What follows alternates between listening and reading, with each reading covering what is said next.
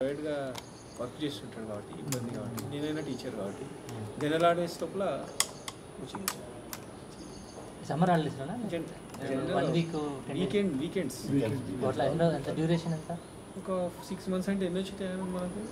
మధ్యలో హాలిడేస్ వస్తుంటాయి కదా సార్ మాకు not only Sunday second Saturday Mahabubnagar నుంచి వచ్చి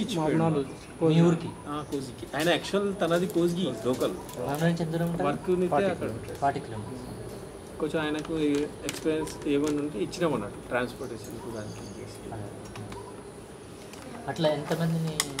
మేము కోచింగ్ అంటే కోచ్కి టౌన్ లోపల ఏం చేసినాం సార్ అంటే ఒక 5 centers పెట్టినాం లొకేషన్ 5 ఇండ్లు కాదు స్కూల్ గవర్నమెంట్ స్కూల్స్ అవి కూడా